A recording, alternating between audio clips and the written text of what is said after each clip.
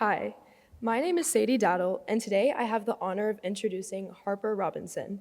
You might recognize Harper from her bright red Mercedes that pulls into the senior lot at exactly 7:49 each morning, but I know her as one of my fierce enemies in lower school Gaga Ball.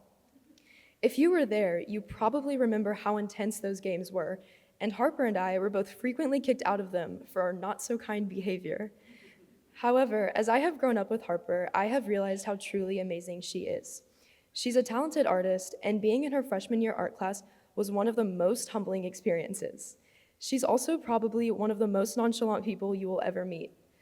Above all, she's incredibly down to earth, genuine, and hilarious. I know she has something amazing to say, so without further delay, I give you the class of 2026's very own horse girl, Harper Hallie Robinson.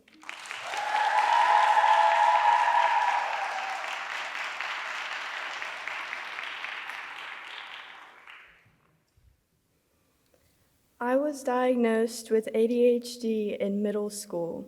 So by the time I entered high school, I already knew I had standard ADHD struggles like organization. However, knowing my weaknesses didn't really make them easier for me to overcome. I couldn't help but notice that everyone around me seemed to be doing fine. To me, my classmates always looked perfect. I had always felt that my peers were running laps around my performance in school. Their perfection lit up my perceived failures, and I felt like everyone could see how bad I was at everything. I nodded along in classes where I barely understood what was happening. I turned in assignments late, unable to explain that I had spent hours staring at them, not knowing how to begin.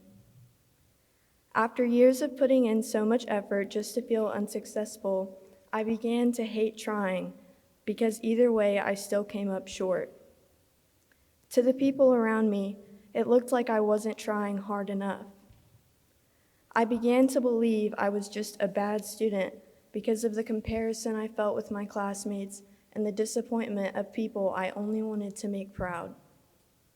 I'll never be able to express the frustration of how many times I have heard the words, "You're smart, you just don't apply yourself."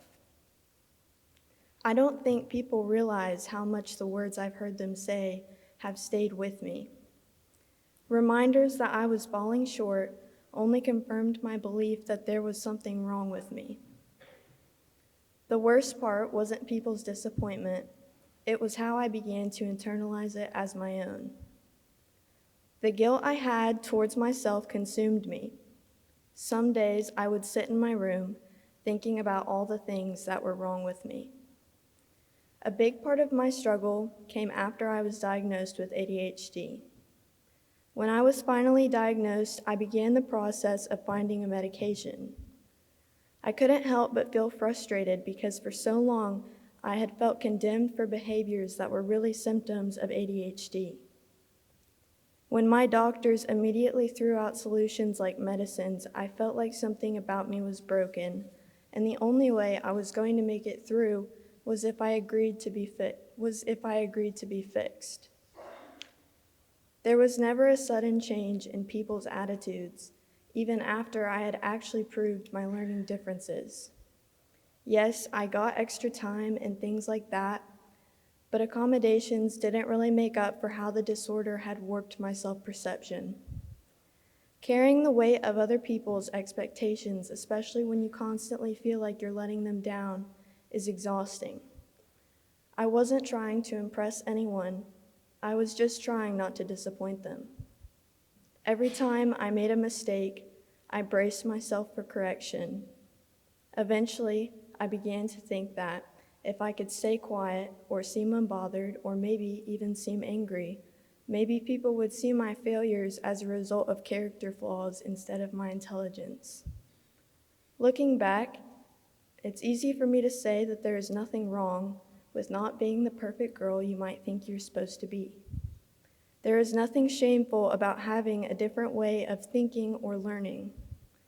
The thought of seeing a younger version of myself makes me cringe inside. I was so hard on myself, and every time I felt criticized, I used that criticism as a weapon towards myself. Sometimes I imagine a situation where I traveled back in time and defended her. At some point, I realized I couldn't keep living according to other people's definitions of success or failure. I had spent so much time absorbing their disappointments, assumptions, and judgments that I lost my sense of self. I don't need to prove my intelligence to anyone, and I'm no longer consumed by disappointment at school.